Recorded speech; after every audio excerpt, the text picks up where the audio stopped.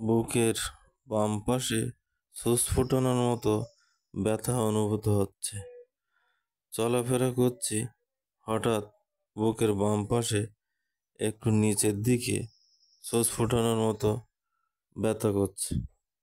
কিছু কিছু সময় তার জন্য বুকে হাত দিয়ে দাঁড়িয়ে পড়তে হচ্ছে। এমন রোগীর ক্ষেত্রে রোগীর কি করণীয় হবে? প্রথমত, যদি হঠাৎ করে বুকের এমন ব্যথা হয় এবং বেশি হয়, তাহলে সে সময় ভয় না পেয়ে এবং হোমিওপ্যাথি, কবিরাজি, টোটকা এসব না করে সরাসরি একজন অ্যালোপ্যাথি বক্ষব্যাধি চিকিৎসকের কাছে চলে যাবে। তাহলে হবে কি, সেই ব্যক্তিটি সেই সময় তো চিকিৎসা পাবেই, তার সাথে সাথে জানতে পারবে যে তার হৃৎপিণ্ডে কোনো সমস্যা আছে কিনা। আর যদি কারো 6 মাস, 7 মাস, 1 বছর ধরে এই রকম বুকের ভিতর চিড়িক মেরে ওঠা বা সুচ ফোটানো ব্যথা অনুভূত হয় এবং অ্যালোপ্যাথিক ডাক্তার 1-2 বার দেখিয়েছেন, ঔষধ খাচ্ছেন, কমে যাচ্ছে কিন্তু সারছে না, সেক্ষেত্রে হোমিওপ্যাথিক এবং অ্যালোপ্যাথি যৌথ চিকিৎসা নেওয়া যেতে পারে। আবার অবস্থা ভেদে শুধুমাত্র হোমিওপ্যাথিক ডাক্তার দেখিয়ে ঔষধ খাওয়া যেতে পারে।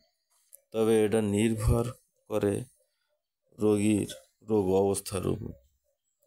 এমন অনেক সময় হয় যে মাঝে মাঝে বুকে এই ধরনের ব্যথা করছে, অ্যালোপ্যাথি ডাক্তার দেখিয়ে রিপোর্ট করার পরে রিপোর্টে কোনো অসুবিধা পাওয়া যাচ্ছে না, সেক্ষেত্রে সরাসরি হোমিওপ্যাথিক ডাক্তারের পরামর্শ নিয়ে ঔষধ খাওয়া যেতে পারে।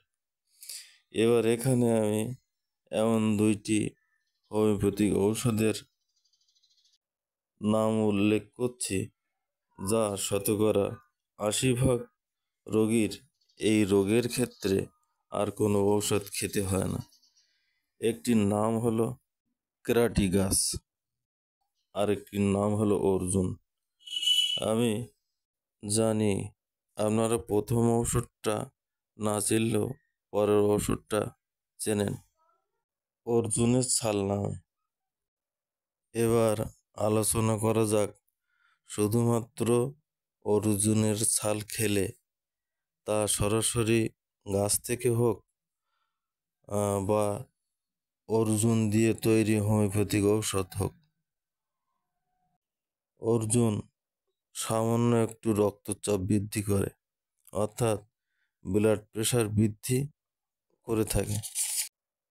এখন যদি একজন উচ্চ রক্তচাপ বা হাই ব্লাড প্রেশারের রোগীকে তার হার্টের সমস্যার জন্য দেওয়া হয়, তাহলে সেই ব্যক্তিটির সামান্য হলেও প্রেশার বাড়বে এবং এটা তার জন্য তো ভালো হবে না।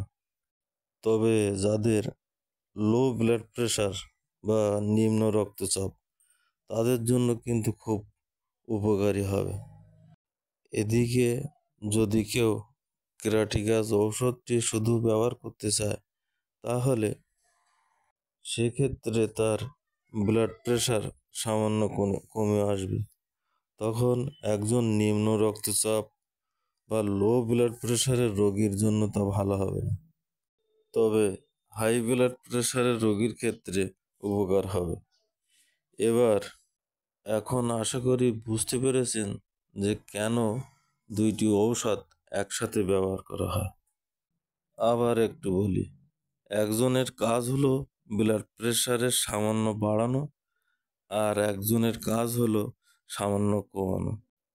এই জন্য এখন ব্লাড প্রেশারের সামঞ্জস্যতা রক্ষা করার জন্য দুইটা ঔষধ একসাথে ব্যবহার করা হয়।